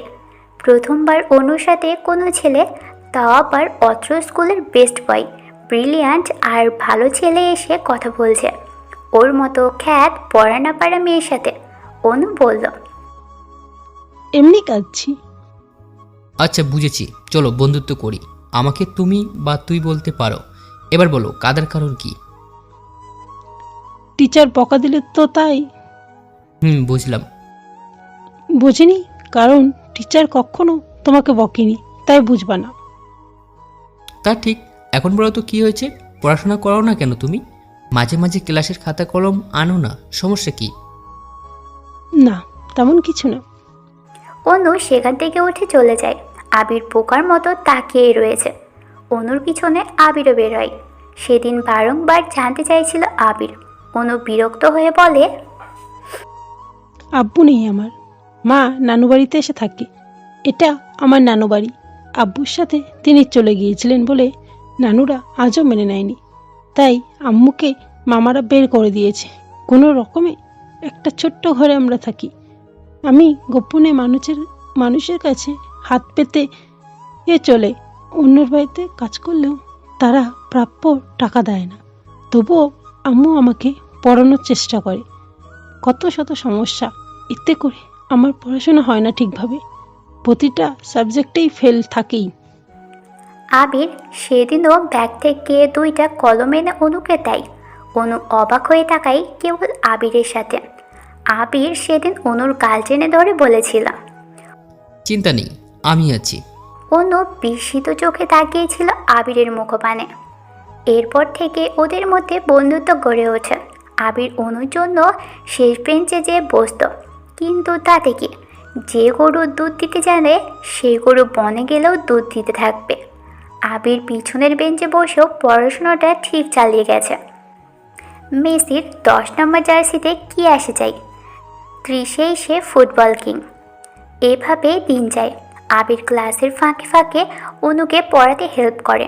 অনু আগে থেকে ভালো পড়াশোনাতে ফিরেছে। একদিন হেড টিচার আসে। হোমওয়ার্ক না করাই সবাইকে প্রচুর পেটানোর কথা জানায়। কে কে করে আনেনি তাদেরকে দাঁড়াতে বলে।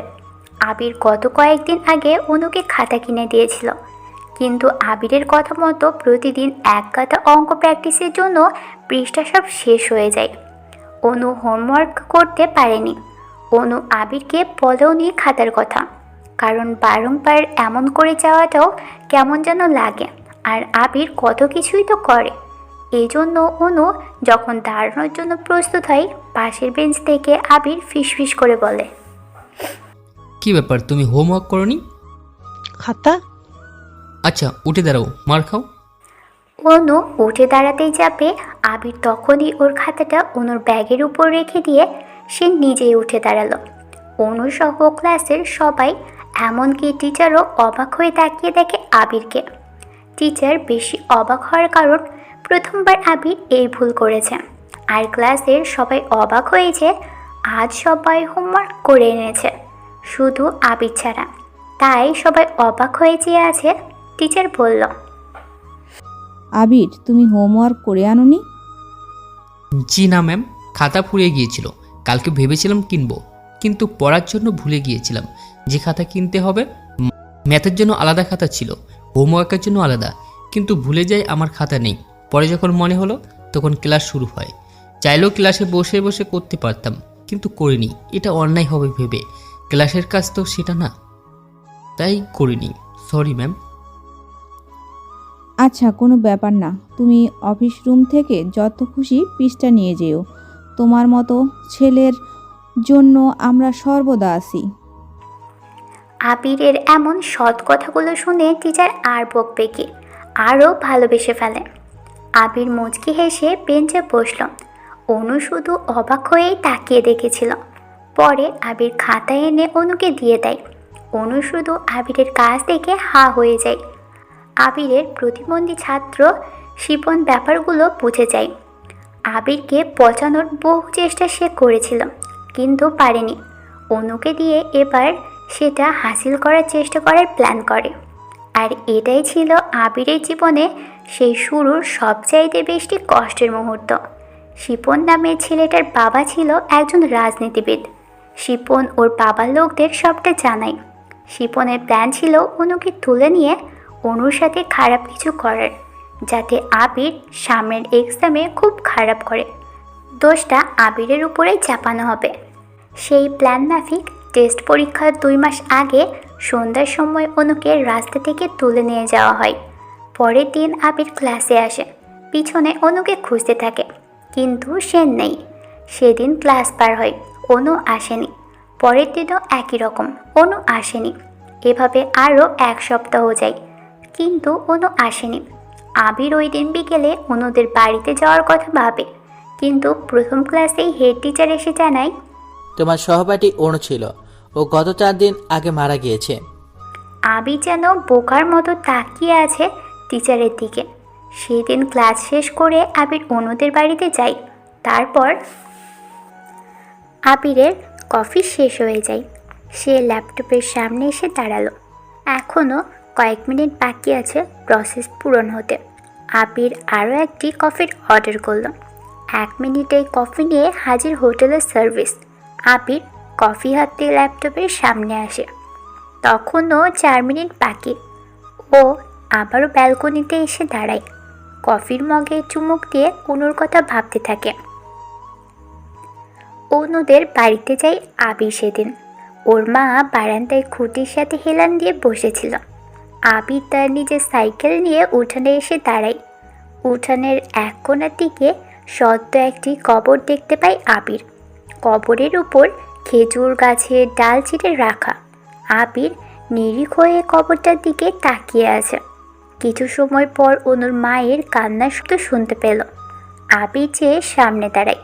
আবিরকে দেখে অনুর মা মাথার কাপড় দিয়ে জানতে চাইল, কে বাবা তুমি? আন্টি অনু। অনু আর বেঁচে নেই, ওকে মেরে ফেলেছে ওরা। আমার অনুকে ওরা কেড়ে নিয়েছে। আবির নীরব হয়ে চেয়ে থাকে অনুর মায়ের দিকে। অনুকে সে অনেক বেশি ভালোবাসত বন্ধু হিসেবে। আবির তার বন্ধুর এমন মৃত্যু মেনে নিতে পারেনি। আবির সেখান থেকে ফিরে আসে। আবিরের বন্ধু নাহাত বলে, আবির, অনুকে দেখছিলাম একটা ছেলে তুলে নিয়ে যাচ্ছিল। ছেলেটা আমাদের ক্লাসের শিপনের বাবার লোক। আমার মনে হয় তোকে ডোমিনেট করার জন্য শিপন হয়তো চেয়েছিল অনুকে ব্যবহার করতে, কিন্তু অনু এখন মারা গিয়েছে। এটাও শুনেছি অনুকে যারা মেরে এবং অনুকে নিয়ে বাজে একটি ভিডিও সেই ছেলেগুলোর মধ্যে থাকা হাসিম নামের একটি ছেলের কাছে আছে। আবির নাহাদের কথা শুনে চমকে ওঠে। আবির সরাসরি শিফনের কাছে যায়। শিফনকে ব্যাপারে জিজ্ঞাসাও করে, কিন্তু শিফন কোনো উত্তর দেয় না, বরং গর্ব করে বলে, চেয়েছিলাম তোকে একটু আন্ডার এস্টিমেট করে স্কুলের সবার সামনে জবার বানাবো, কিন্তু কি করব, ভুলে অনু গেছে মরে। But no problem, no proof, no kill, only chill. ডায়লগটা আমার মনে থাকবে, সময় মতো তোদেরকে বুঝিয়ে দিব, প্রমাণ আমি বের করবই। আবির সেদিন ক্লাস না করে সেখান থেকে চলে আসে, হাসিবের ফোন নাম্বার কালেক্ট করে খুব কষ্ট করে। তারপর সেদিন রাতে ও পিসিতে বসে। প্রথমবারের মতো ডার্ক ওয়েবে প্রবেশ করে আবির। তখন ডেভিল নামের কেউ ছিল না ডার্ক ওয়ার্ল্ডে। আবির হাসিবের ফোনটি হ্যাক করে, আইপি অ্যাড্রেস হাইড করে হাসিবের ফোনে একটি মেসেজ পাঠায়। মেসেজটি মেইল কেন্দ্রীয় থাকায় হাসিব বেশ তাড়াতাড়ি লুফে নেয়। হাসিব একটি ফিরতি মেসেজ পাঠায়, কিন্তু আবিরের কাছে তখন একটি কোড চলে আসে।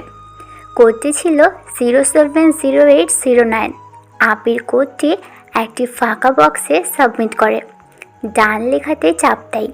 সাথে সাথেই ও স্ক্রিনে হাসিবের সব ফোন ডিটেলস, বার্তা, ভিডিও, অডিও ক্লিপ আবির দেখতে পায়। আবির একটি ভিডিও দেখল, সেখানে অনুকে 4 জন ছেলে ধরে গাড়ির মধ্যে রেপ করে। সেটা হাসিব নিজেই ভিডিও করেছেন। রেপ হওয়ার কারণে অনু মারা যায়, আর ওর লাশ বাড়ির সামনে রেখে ওরা 4 জন চলে আসে। আবির ওই ভিডিও সেভ করে নিল, এরপর পুলিশদের কাছে পাঠিয়ে দেয়। আবির কফির মগে তাকালো, কফি শেষ হয়ে গেছে। হঠাৎ করে ওর কানে এলো নোটিফিকেশনের একটি শব্দ। আবির দৌড়ে বিছানায় যায়। রিফাতের ল্যাপটপে একটি ক্যাপসা এসেছে, A47HO। আবির তাড়াতাড়ি ক্যাপচাটা ফাঁকা জায়গাতে বসালো। সাবমিট করতেই টয়নের সব কিছু আবির দেখতে শুরু করে। আবির একটি জিমেল ক্রিয়েট করে। ক্লোন অ্যাকাউন্ট বানিয়ে সে টয়নের ল্যাপটপে টাকা দিতে থাকে। প্রথমবারে টয়নের দেওয়ার পাসওয়ার্ড আবির জেনে যায়। তাড়াতাড়ি সে পাসওয়ার্ড নিয়ে নতুন পাস বসিয়ে দিল। রিফাতের ল্যাপটপের কাজ শেষ। আবির টয়নের ল্যাপটপ নিয়ে বিছানায় বসলো। ল্যাপটপ ওপেন করতেই একটি মেসেজ আসলো হোয়াটসঅ্যাপ থেকে। নাম্বারটি টমাস নামে সেভ করা। হ্যালো টয়েন, কাজ কত দূর? আমার হ্যাকার লাগবে। I am a hacker, my name is Violent. মানে এটা তো টয়েনের ল্যাপটপ। বাট টয়েন তো আমাকে খুঁজে বের করেছে, আর বর্তমানে আমি টয়েনের ল্যাপটপ হ্যাক করে আপনার সাথে কথা বলছি। Are you joking? ভিলেন কখনো জোকস করে না। No proof, no kill, only chill. তার মানে টয়েন তোমাদের কথাই বলছিল? হতে পারে, যাই হোক, দেখা হবে খুব তাড়াতাড়ি। আবির ল্যাপটপ রেখে দেয়। রিফাত আর অর্ককে এসব ব্যাপারে কিছুই বলবে না। সে টয়নের ল্যাপটপ ঘাঁটতে থাকে। জানতে পারে টয়েন সত্য কথাই বলেছে। সে মাইক্রোসফট কোম্পানির একজন হ্যাকার। সে মাইক্রোসফটের সব সাইবার নেটওয়ার্ক হ্যাকারদের থেকে লুকিয়ে রেখেছে। আবিরের মনে পড়ে টয়নের মোবাইলের কথা, দামি iPhone 11 Pro। আবির টয়নের সাথে থাকা ব্যাগটি চেক করলো। কয়েকটি কাগজ দেখতে পাই আবির। ক্রেডিট কার্ডের নাম্বার সহ পাসওয়ার্ড লেখা, জিমেল লেখা। যাও ল্যাপটপে দেখেছে জিমেলটা। ফোনের লোকেশন ট্র্যাক করার জন্য ফোনের জিমেল খুবই গুরুত্বপূর্ণ একটি বিষয়। জিমেল দিয়ে ফোনের লোকেশন জানা যাবে। জিমেল হ্যাক হলে অনেক সমস্যা হয়ে থাকে। আবির এলানের ল্যাপটপের সামনে আসলো। এলানের জিমেল অ্যাড্রেস তোর ফোনেও সেট করা থাকবে স্বাভাবিকভাবে। আবির জিমেলটি গুগলে সেট আপ করলো। ব্যাগ থেকে বের করা সাদা কাগজে জিমেলের পাসওয়ার্ড লেখা। পাসওয়ার্ড সাবমিট করলো ও। ট্র্যাক অপশন চালু করে দিল আবির। টয়নের ফোনে জিমেল আগে থেকে সেট আপ করা ছিল। এই ট্র্যাক অপশনে কয়েকটি বিষয় লক্ষ্য রাখা আবশ্যক। টয়নের ফোনে ডেটা কানেকশন অন থাকতে হবে, ডেটা অফ থাকলে ট্র্যাক করা সম্ভব না। আবির জিমেল সাবমিট দিয়ে ম্যানেজ অপশনে প্রবেশ করলো। সিকিউরিটি অপশনে প্রবেশ করে দেখতে পাচ্ছে কে কোন ডিভাইস থেকে এলানের মেল ব্যবহার করেছে। আইফোন আর ল্যাপটপ ছাড়া এখনও অব্দি টয়নের জিমেল ইউজ হয়নি। টয়নের ব্যবহৃত ফোন ডিভাইসটির নাম হলো আইফোন 11 প্রো। এটা থেকে লগ ইন করা আছে। স্লাইডে একটা অপশন আছে যেখানে লেখা ফাইন্ড ডিভাইস। আবির সে অপশনে ক্লিক করলো। সেখানে আবার মেন অ্যাড্রেস সাবমিট করলো। লাস্ট যে ডিভাইস থেকে টয়নের জিমেল ব্যবহার করা হয়েছে ঠিক সেগুলোই শো করা শুরু করে। আইফোন ডিভাইসে চাপ দিতেই ফাইন্ড লোকেশন একটা অপশন আসলো। আবির সেখানে ক্লিক করে। সেখানে কয়েকটি অপশন আসলো, সাউন্ড সিকিউর মেসেজ আর রিসেট ডিভাইস। আবির আপাতত সাইন্ড অপশনে চাপ দেবে না, কারণ সেখানে ক্লিক করলেই টয়নের ফোন বাজতে শুরু করবে। ছিনতাইকারী অ্যালার্ট হয়ে যাবে। আবির আসল লোকেশন বের করার জন্য রুম থেকে বের হয়ে যায়। তারপর আবির কোথায়? ওকে আমার লাগবে। অর্কের কথা শুনে রিফাত চুপ হয়ে গেল। নিভু আলোকসজ্জা রুমটাতে দুজন মানুষ সামনাসামনি বসে আছেন। অর্ক নামের ছেলেটার মনে অনেক কিছুই চলছে। আবিরের মধ্যে নিলয়ের থেকেও বেশি ট্যালেন্ট আছে, আর সেটা অর্ক নিজের স্বার্থে কাজে লাগাবে। নিলয়ের উপর বাটপাড়ি করবে আবিরকে দিয়েই। রিফাত বলল, আবির আছে ঢাকাতেই, সে আসবে, ও একটা কাজে ব্যস্ত। তোমার থেকে বেশি ওর আর কি কাজ থাকতে পারে? আমি জানি না, তবে ও আসবে। আমার ওকে চাই, আর সেটা খুব তাড়াতাড়ি। অর্ক রুম থেকে বের হলো। এটা ও সিক্রেট বাড়ি। এখানের খবর কেবল দুজন মানুষ জানে, আর তারা হলো অর্ক নিজেই ও রিফাত। অর্ক বের হয়েছে বাড়ি থেকে, কারণ নিলয় আসছে। নিলয় নিজেই কল করে জানিয়েছে সে নিজেই ঢাকাতে আসছে। আর অর্ক এখন নিলয়কে রিসিভ করতে যাচ্ছে বাস স্টেশনে। নিলয়, নেহা, মাসুম, সিয়াম আর ওদের নতুন সদস্য এলান আসছে নিলয়ের সাথে। নিলয় পাশের সিটে হেলান দিয়ে অনেক কিছুই ভাবছে।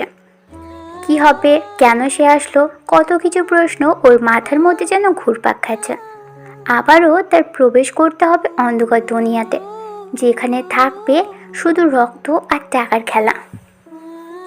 মায়া আর রিশন দুজন একসাথেই ঢাকাতে আসছে। নিলয়দের পরের বাসেই ওরা দুজন আছে।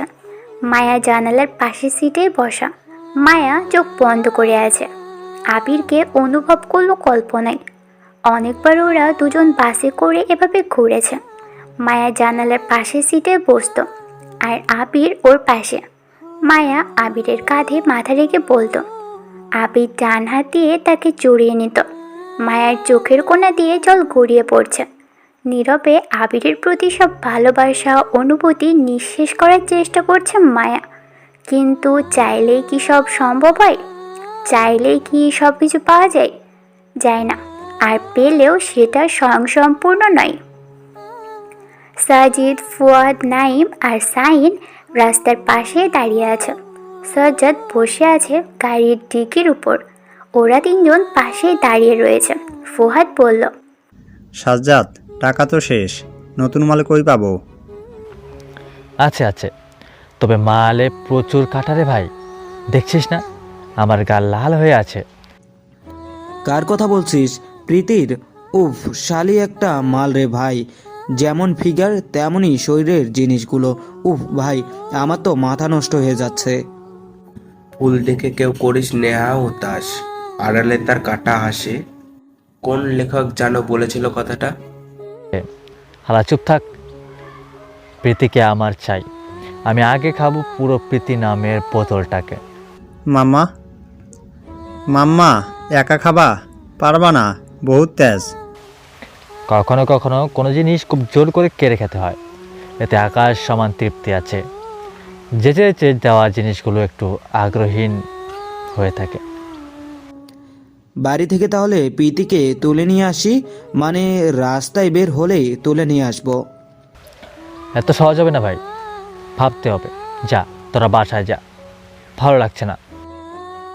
কেন ভাই, সাজিকার কথা মনে পড়লো নাকি? ভাই, সাজিকা কিন্তু আসল একটা জিনিস। তুই যে কেন অবহেলা করিস ওকে?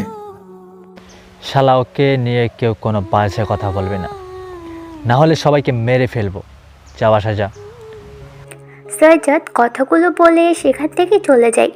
নাইম ফুয়াদের কাছে আসলো, ফুয়াদের কাঁধে হাত রেখে বলল, তুই ঠিক বলেছিস, সাজিকা হলো আসল মাল।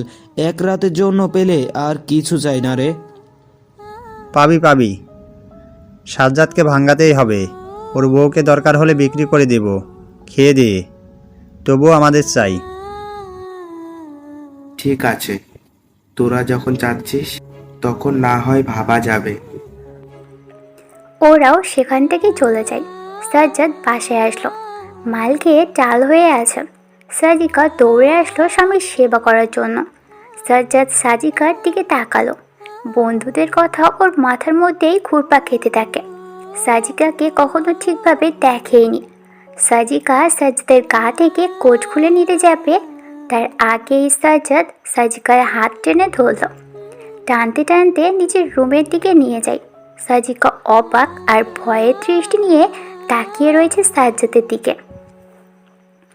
সাজ্জাদ সোজা রুমে নিয়ে আসলো সাজিকাকে, ঘরের দরজা আটকে দিল।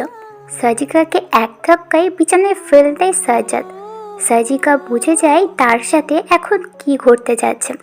সাজিকা করুণ সুরে বলে ওঠে, তুমি কি করছো? শান্ত হও, আমি আছি। চুপ মাগি, কোনো কথা বলবে না। সাজিকা আর কিছুই বলল না। সাজ্জাদ গা থেকে কোট শার্ট খুলে ফেলল। সাজ্জাদ আরও এগিয়ে যায় সাজিকার দিকে, গা থেকে শাড়ির আঁচল সরিয়ে দিল। সাজিকা বুঝতে পেরেছে এখন বৈধভাবেই তাকে ধর্ষিত হতে হবে। বড় হয়েও এত জুলুম করার কি আছে? ভালোবেসে চাইলেই তো বর সব পাবে। কিন্তু সাজ্জাদের এসবে যায় আসে না। সে কারো ভালো খারাপ নিয়ে চলে না, তার ইচ্ছে মতোই সে চলে থাকে। সাজ্জাদ আর দেরি করে না, নিজের ইচ্ছেকে প্রাধান্য দিয়ে শরীর ও মনের চাহিদা পূরণ করতে থাকে। বেশ কিছু সময় পর সাজ্জাদ ক্লান্ত হয়ে পাশেই শুয়ে পড়ে। কয়েক মিনিটের মধ্যে সব কিছু পাল্টে যায়। সাজিকা কাঁদছে, কারণ স্বামীর জন্যই সব কিছু, অথচ সে জোর করেই কেড়ে নিল যেন। যেখানে না আছে কোনো অনুভূতি আর না আছে কোনো ভালো লাগা, আছে একরাশ যন্ত্রণা আর বিশাল তিক্ততা। সাজিকা ফুপিয়ে ফুপিয়ে কাঁদছে। এমনটা সে রোজ রাতে পেয়ে থাকে। শ্বশুরের লালসা থেকে সে বাঁচতেই পারছে না। মনে মনে সে কতই না অভিশাপ দেয় শ্বশুর হান্নু মিয়ার নামে, কিন্তু কখনো কাজে আসে না। সাজ্জাদ বলল, কিরে মাগি, কাঁদিস কেন? লাগছে তোর? শালে আমার বউ হয়ে তোর আগে বহুবার ব্যবহার করা হয়েছে। বিয়ের আগে কটা ছেলের সাথে তোর লাইন ছিল। এসব কি বলছো? আমি কখনো কোনো ছেলের ধারে কাছে ঘেঁষিনি। সাজ্জাদ কথাটা শোনার সাথে সাথেই শোয়া থেকে উঠে বসলো। সাজিকা তাকাতেই ওর গালে কষিয়ে দুটো চর বসিয়ে দেয়। সাজ্জাদের থেকে চর খেয়ে সাজিকা আরও যেন ভয় পেয়ে গেল। সাজ্জাদ হয়তো ভাবছে সাজিকা তাকে মিথ্যা বলছে, কিন্তু না, সাজিকা সত্য বলছে। সাজ্জাদ তো আর জানে না নিজের পিতা নিজের বউকে রোজ রাতেই বিছানায়। আবির ক্যাফে করে লাস্ট লোকেশনের খুব কাছেই চলে এসেছে। একটা ছোট্ট গলি, গলির শেষ প্রান্তে চারজন বসে কার্ড অর্থাৎ তাস খেলছে। আবির ও ল্যাপটপ দ্বারা ফোনের সাউন্ড সিস্টেম অন করে দিল। ফোন ওর থেকে কিছুটা দূরে বাজতে থাকে। কল আসার মতো আলাদা একটা টিউনে টিকটিক করতে থাকে। আবির বুঝে যায় ফোনের দূরত্ব ওর থেকে কতটা কাছে। ও ল্যাপটপটি ব্যাগে ঢোকালো, গলির মধ্যে আশেপাশে তাকালো। একটা লোহার রড একটি লেদের দোকানে পড়ে আছে। আবির সেই রডটি হাত নিল, মুখে একটা রুমাল বেঁধে নিয়ে সে এগিয়ে যেতে থাকে। ফোন তখন টিকটিক করে জোরালো শব্দে বেজে চলেছে। যার কাছে সে ফোন ও পকেটে থেকে বের করলো। সাথে থাকা 3 জনের মধ্যে একটা ছেলে বলল, কি রে মামা, তুই নতুন ফোন কোথা থেকে জানলি? আর এত বাজছে কেন? আর বলিস না, ফোন ওভাবেই নিয়ে এসেছি, পকেটে ছিল, হয়তো কল আসছে। ওরা 4 জন ঘুরে তাকায়। আবির হাতে লোহার রড আর মুখে রুমাল বেঁধে দাঁড়িয়ে রয়েছে। আবিরকে দেখে একটা ছেলে বলল, কি ব্যাপার, তুই কে? নো প্রুফ নো কিল, প্যারা নাই, অনলি চিল, কল মি ভিলেন। আবির কথাটা শেষ করেই ওই ছেলেটার বুক সোজা পাশে সজোরে বাড়ি মারল। ছেলেটার বুকের অংশ কেটে রক্ত কলকল করে বের হওয়া শুরু করেছে। বাকি 3 জন উঠে দাঁড়ায়। ওরা পালানোর প্রস্তুতি নিতেই আবির একটা ছেলের পায়ের হাঁটুতে খুব জোরে বাড়ি মারল। সে ওখানেই পড়ে আছে। চিকন গলি হওয়াতে ওপাশে আর যাওয়ার জায়গাও নেই। ওদেরকে পালাতে হলে আবিরকে সরিয়ে তারপর পালাতে হবে। ছিনতাইকারী একটি বিশাল চাকু বের করলো আবিরের দিকে এগিয়ে এসেই। আবিরের দিকে ছিনতাইকারী এগিয়ে আসলো। চাকু দিয়ে আবিরের দিকে জোরে মারতেই যাবে, তখনই আবির লোহার রড দিয়ে ছিনতাইকারীর মাথায় বাড়িয়ে দেয়। ছিনতাইকারী উল্টে পড়ে গেল। বাকি একটা ছেলে দৌড়ে চলে আসে সেখান থেকে। আবির দেখে ছিনতাইকারীর মাথা ফেটে রক্ত পড়ছে। তাড়াতাড়ি তার পকেট চেক করলো। টয়নের ফোন আছে সেখানে। তাড়াতাড়ি ফোন নিয়ে ও সেখান থেকে চলে আসে। এখন অনেক কাজ ওর। ফোনে ফ্লাইস ছাড়া লক খুলতে হবে। ফোনে সব ডকুমেন্টস ওর দরকার। রবার্ট এলানকে খুঁজছে মনে মনে। কিছুদিন হলো এলান বাংলাদেশে আসছে। এখনও তেমন খবর দিতে পারেনি ও। সে গেছে ডেভিলকে আনতে। ডেভিল তার সাথে আসবে কিনা কেউ জানে না। তবে রবার্ট একটা জিনিস খেয়াল করেছে, আর তা হলো এলান যাওয়ার পর থেকে ওর কোম্পানির সাইবার অ্যাটাক বন্ধ হয়ে গেছে। কথাগুলো রবার্ট পিসির দিকে তাকিয়ে ভাবছে। তখনই ওর পিসিতে একটা ভয়েস রেকর্ড মেসেজ আসলো। তাড়াতাড়ি রবার্ট চেক করলো সেটা।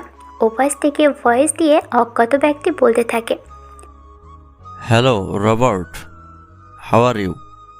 I am black wizard and I am back. আমি খুব তাড়াতাড়ি তোমার পাঠানো মহাকাশে থাকা তোমার নামের স্যাটেলাইট হ্যাক করে জাপানে বিক্রি করতে যাচ্ছি। আর এবার কিন্তু তোমাকে মহাকাশে প্ল্যানেট পাঠিয়ে আমাকে থামাতে হবে, না হলে আমি সত্যিই জাপান হ্যাকারদের কাছে আমার তৈরিকৃত হ্যাক দিয়ে তোমার প্ল্যানেট অ্যাটাক করব। যদি তুমি বাধা দাও, ব্যাকআপ হিসেবে আমি তোমার প্ল্যানেটে একটি পারমাণবিক বোম সিস্টেম অ্যালার্ট করে দেব। রেডি থেকো। ভয়েস মেসেজ শেষ হয়। রবার্ট বসা থেকে উঠে দাঁড়ালো। ওর মাথাটা যেন ঝিম ধরা শুরু করেছে। ও আর কিছুই ভাবতে পারছে না। তবে রবার্ট নিজেই ওর স্যাটেলাইট প্ল্যানেটে একটি পারমাণবিক বোম রেখেছে। কেউ যদি হ্যাক করে অন্য দেশের কাছে বিক্রি করে দেয়, তবে ওই প্ল্যানেটে বোমটি অ্যাটাক করবে। তবে ওই প্ল্যানেটে বোমটি অ্যালার্ট হয়ে যাবে। আর যখন বোমটি ব্লাস্ট হবে, তখন পুরো একটি দেশ ধ্বংস হয়ে যাবে। আর পুরো পৃথিবী জানে এরকম বড় স্যাটেলাইট কেবল রবার্টের নাসা কোম্পানি বানিয়েছে। কিন্তু সাধারণ জনগণ তো আর এটা জানে না। ওই স্যাটেলাইটে তো রবার্টের সব কিছু আছে। ইচ্ছে করলে ও সেখানে যেয়ে থাকতে পারবে। পুরো পৃথিবী ধ্বংস করে দিতে পারবে। সব টাকা হিসেবও সেখান থেকেই রাখে। সব তথ্য সে ওই স্যাটেলাইট দ্বারাই তৈরি করে থাকে। আর ওই স্যাটেলাইট 101 যদি হ্যাকারদের দখলে চলে যায়, রবার্ট পুরো শেষ হয়ে যাবে। কিছুই থাকবে না ওর। এত সহজে সে স্যাটেলাইট 101 হ্যাকারদের দখলে যেতে দেবে না। এলানকে ওর দরকার, সাথে ডেভিলকেও চাই রবার্টের। ওদিকে টমাস পাইচারি করছে। টয়েন কোথায়? সে কি করছে? কাকে খুঁজে পেয়েছে? ঘোর রহস্যের মধ্যেই সব কিছু আটকে গেছে। টয়েন কি ভিলেন নামের কোনো হ্যাকারকে খুঁজে পেয়েছে? কে ভিলেন? আর কি আমার কি ডার্ক ওয়েবে তাকে খোঁজা দরকার? টমাস পায়চারি করতে কতগুলো ভাবছে। এমন সময় ওর কম্পিউটারে একটা নোটিফিকেশন টিউন বেজে উঠল। টমাস তাড়াতাড়ি যেয়ে চেক করলো। একটি ভয়েস ক্লিপ এসেছে ওর পিসিতে। টমাস তাড়াতাড়ি প্লে বাটনে ক্লিক করে। ভয়েসটা এসেছে অজ্ঞাত ঠিকানা থেকে, যার কোনো অস্তিত্বই নেই। তবে রেকর্ডটি প্লে হতেই টমাস শুনতে পেল। Hello Thomas, I am black wizard. আপনার নামে একটি ব্যাংক খোলা আছে, আর সেই ব্যাংকটি আপনার নিজের। সেখানে পার্শ্ব দেশের কোনো টাকা নেই, পুরো $140 বিলিয়ন, আর সব টাকা আপনার নিজের। ভাবছি ওই টাকা আমি সরিয়ে নেব। হাসি পাচ্ছে তাই না আমার কথা শুনে? এত হাইলি সিকিউরিটি থাকবে আর আমি হ্যাক করব, এত সহজ? আসলে সেটা সহজ নয়, আমি নিজেও জানি। হাই সিকিউরিটি ভাঙা সম্ভব না, এটা আমার মতো হ্যাকার পারবে না। কিন্তু কেমন হয় যদি আমি টমাস ব্যাংকটাই বোম দিয়ে উড়িয়ে দিই? তাহলে বেশ মজা হবে, বলেন? হা হা হা। রেডি থেকো, খুব তাড়াতাড়ি দেখা হবে। আর কিছু শোনা যায় না। ভয়েস রেকর্ডটি শেষ হয়ে যায়। টমাস স্থির হয়ে দাঁড়িয়ে থাকে সেখানেই। কি করবে বা কি বলবে সে নিজেই ভেবে পাচ্ছে না। মনে মনে টয়েনকে খুঁজতে থাকে। টয়েনের মাধ্যমেই সে ভিলেনকে চাই, কারণ টয়েন আর যাই হোক বিশেষ কাউকে পাঠাবেই। ভিলেনকে টমাসের চাই। অর্ক এসে পৌঁছেছে স্ট্যান্ডে। একটা গাড়ি এসে থামলো বাস স্ট্যান্ডে। সবাই নামছে। সবার মাঝে নেহা, নিলয়, লাবণ্য, মাসুম, সিয়াম আর এলান নামছে। অর্ক এগিয়ে আসে। নিলয়কে দেখেই জড়িয়ে ধরল সে। সবার সাথে কুশল শেষ করে এলানের কাছে আসলো। অর্ক এলানকে দেখেই বলল, এটাকে? তোমার বসের একজন ভক্ত, নাম এলান। Hello bro. ও, তাহলে ভাই তোমার কথা বলছিল। ঠিক আছে, চলো সবাই। তোমরা সবাই যাও, আমি অফিসে যাব। রিশানকে জানাতে হবে তুমি এসেছো। ও সরকারের পক্ষ থেকে তোমার কাজের অনুমতি নিয়ে আসবে। রেডি থেকো নিলয়, আসছি। লাবণ্য কথাগুলো বলে সেখান থেকে চলে যায়। অর্ক ট্যাক্সি আগে থেকেই রেডি করে রেখেছিল, তাই অসুবিধা হয়নি। স্ট্যান্ডে নেমে ট্যাক্সিতে করে ওরা সবাই আগের বড় বাড়িতে আসলো, যেখানে ওরা প্রথমে থাকতো। এদিকে কিছু সময় পর আরও একটি বাস এসে নামলো ঢাকার বাস স্ট্যান্ডে। সব যাত্রী নামতে থাকে। সাথে রিশান আর মায়া নামছে। রিশান মায়ের হাত ধরেই নামছে। মায়া প্রথমবার ঢাকাতে এলো। ঢাকার মাটিতে পা রাখতেই ওর মনে পড়ল আবিরের কথা। আবির ওর কোলে মাথা রেখেই বলতো, মায়া, তোমাকে নিয়ে ঢাকাতে পালিয়ে যাব কোনো একদিন। আমি আর তুমি থাকবো একটা বাড়িতে, সামান্য বাজার আর বিশাল ভালোবাসা আমাদের দিন চলে যাবে। থাকবে তো আমার সাথে? না না, যাবে তো আমার সাথে? আবিরের কথা মনে পড়াতে মায়া আবারও কেঁদে উঠল। তবে প্রতিবারের মতো সে সবার থেকে কান্না লুকিয়েই কাঁদছে। পৃথিবীর মধ্যে সবচাইতে বড় কষ্টের বিষয় হলো সবার মাঝে হাসি মুখ রেখে ভিতরে ডুকরে ডুকরে কাঁদা। মায়া ঠিক এখন এটাই করে চলেছে। কি অদ্ভুত সব কিছু! কাকতালীয়ভাবে হলেও সব কিছু যেন মিলেই যাচ্ছে। আবির ঢাকায় এলো। নিলয়, মায়া সবাই এখন ঢাকাতে। যা কয়েকদিন আগে কেউ জানতো না কি হতে যাচ্ছে। কেউ জানে না ওদের কারোর সাথে কখনো দেখা হবে কিনা, কিন্তু কাকতালীয়ভাবে সেটাও হয়তো সম্ভব হতে পারে।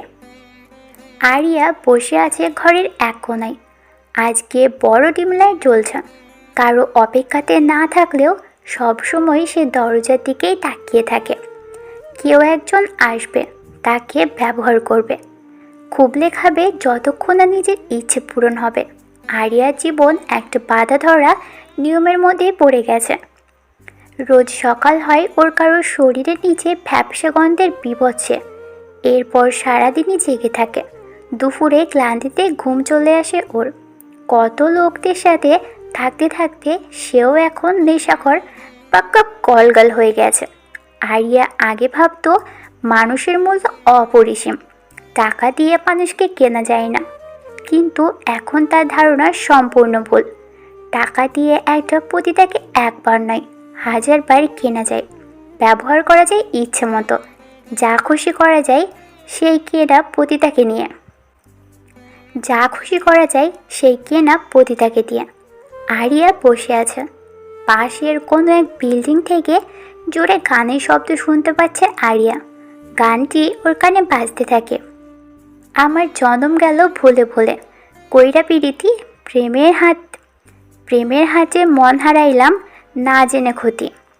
আরিয়া বুঝতে পারে যে গানটি শুনছে তার মনের কথা। গানটি যে শুনতে পাচ্ছে তার হৃদয়ে দগ্ধ যন্ত্রণা আরিয়া বেশ ভালোভাবেই বুঝতে পারছে। গানের এক জায়গাতে বলা হয়েছে, আমার জীবনটারে নষ্ট করলাম, ভাইবা না ক্ষতি। আরিয়া এইটুকু শুনেই মুচকি হাসল, কারণ গানের লাইনটা ওর জীবনের সাথে মিলে গেছে। এখন অনুভব করতে পারছে ওর ভাই আবির কত কষ্টে ওকে বড় করেছিল, পড়াচ্ছিল। কিন্তু আরিয়া চমকে উঠল, কারণ দরজা খোলার শব্দ শুনতে পাই ও। সে চুপটি করে বসেই রইল। আরিয়া জানে না কে আসবে আজ রাতে। গত রাতের কথা ভেবে ওর বুকটা হু হু করে উঠল, কারণ গত রাতে আরিয়ার সাথে আমার নামের একটা ছেলের পরিচয় আর কথা হয়েছে। ছেলেটা অনেক ভালো, আরিয়াকে ছুঁয়ে অবধিও দেখেনি। আরিয়া দরজার দিকে তাকিয়েই আমানকে কল্পনা করছিল। তখনই দরজা খুলে একজন বয়স্ক লোক প্রবেশ করে। আরিয়ার বুকটা কেমন যেন ধড়ফড় করে উঠল। সে জানে এখন তার সাথে কি করতে হবে। সে বিছানার দিকে এগিয়ে যায়। লোকটা আরিয়ার কাছে আসলো। লোকটার নাম হানিফ শেখ। আরিয়ার বাহুতে হাত রেখেই বলল, জীবন পোলাটা মিছা কথা কয় না, একখান খাসা মাল রাইখা দিয়েছে, আজ রাতটা বেশ ভালোই কাটবে। কি কস টুনটুনি? আরিয়া কোনো কথা বলল না। হানিফ শেখ আরিয়ার বুক থেকে ওড়নাটা সরিয়ে নিল। আরিয়ার খুব কাছে আসতেই যাবে হানিফ শেখ, তখনই ওরা দুজন শুনতে পেল একটা ছোট মেয়ে এসে বলছে, স্যার, জীবন ভাই আপনাকে যেতে বলেছে। আপনার থেকে 3 গুণ বেশি টাকা দেওয়া হয়েছে আরিয়ার জন্য। আরেকজন এখানে আসবে, আপনার জন্য আরও ভালো কিছু অপেক্ষা করছি, জলদি আসুন। দূর মা, মোটটাই দিলি নষ্ট কইরা। হানিফ শেখ আর কিছু বলল না, সেখান থেকে চলে গেল ও। তবে আরিয়া অবাক হয়, ওর দাম এত বেশি। সে শুনেছিল তাকে এক রাতে পাওয়ার জন্য নাকি 20 থেকে 50,000 টাকাও ডিল করা হয়। হানিফ শেখ 30,000 টাকা দিয়ে আরিয়ার রুমে এসেছিল, কিন্তু ওর থেকেও একজন বেশি টাকা দিয়ে এই রুমে আসার অফার করেছে, যার জন্যই হানিফকে বের হয়ে যেতে হয়। আরিয়া অপেক্ষা করে সেই দাম দেওয়া বিশাল মানুষের জন্য, কারণ আরিয়া জানে যে যত বেশি টাকা দিয়ে আসবে সে তত বেশি হিংস্রের মতো আরিয়াকে খেতে থাকবে। আরিয়া দরজার দিকে চেয়ে রইল। একজন কালো কোট সাদা শার্ট পরে ভিতরে আসছে, মানে স্যুট টাই পরে আসলো একজন। আরিয়া প্রথমে মুখের দিকে না তাকালেও লোকটা কাছাকাছি আসতেই আরিয়া মুখের দিকে তাকালো। অবাক হয়ে তাকিয়ে আছে আরিয়া লোকটার মুখের দিকে। আরিয়ার সামনে যিনি দাঁড়িয়ে আছে তিনি হলেন আমান। আমানকে দেখে আরিয়া অবাক হয়। আমান পাশে বসতে বসতেই বলল, কেমন আছেন? ভালো লাগছিল না বাড়িতে, তাই চলে এলাম। আমার বন্ধু বিষ্ণু পাশের কোনো রুমে আছে। আমি আপনার এখানে এসেছি। প্রথমে তো আসতেই দিচ্ছিল না, তবে টাকার লোভে ঠিকই দিয়েছে। এখানে আপনার জন্য নিয়ম করা, আপনার রুমে যে একবার প্রথমে যত টাকা দিয়ে গেছে, পরের বার যেতে হলে তার থেকে ডাবল টাকা দিতে হবে। তা জানি কেন এলেন এত টাকা খরচ করে? তা জানি না, তবে আপনার সাথে গল্প করতে খুব ভালো লাগছিল। কিন্তু আমার সাথে তো কেউ গল্প করার জন্য আসে না। আমার কাছে সবাই নিজেদের শরীরের খিদা মেটাতে আসে। কিন্তু আমার কাছে যে মনের খিদেই বড় খিদে। আমি আপনাকে মন থেকে খিদে মেটানোর সঙ্গী হিসেবে খুঁজেছি। ভাবছি। কি ভাবছেন? পৃথিবীর মানুষগুলো বড়ই অদ্ভুত। বাসায় বউ রেখে হাজার হাজার টাকা নষ্ট করে পরিমণির মতো মেয়েদের এক রাতের জন্য চায়, অথচ বউকে ভালোবেসে কিছুই করতে চায় না। আচ্ছা, মানুষ কেন নিজেরটা রেখে অন্যের প্রতি আকৃষ্ট হয়? তা জানি না, তবে মনে হয় অন্যের থাকা জিনিসগুলো নিজেদের জন্য নিষিদ্ধ, তো তাই সবাই ওই নিষিদ্ধ জিনিসের প্রতি আকৃষ্ট হয়ে যায়। আপনি অনেক ভালো মানুষ। আপনিও। ওরা দুজন গল্প করতে থাকে। সময় পেরিয়ে যায়। আবির মুখ থেকে রুমাল খুলে হেঁটে আসতে থাকে। হঠাৎ ওর মাথায় কি যেন একটা বুদ্ধি আসলো। সে মনে মনে বলল, আচ্ছা, আমি যদি ব্যাংকের যে মেন অ্যাকাউন্টগুলো থাকে সেগুলো নিজের কবজা করে রেখে সরকার কিংবা সরকারের গুরুত্বপূর্ণ তথ্য হ্যাক করে ব্ল্যাকমেল করি, তাহলে কেমন হবে? আমার বাইরে আসা লাগবে না, কিন্তু আমি এত ছোটো কাজ করব না।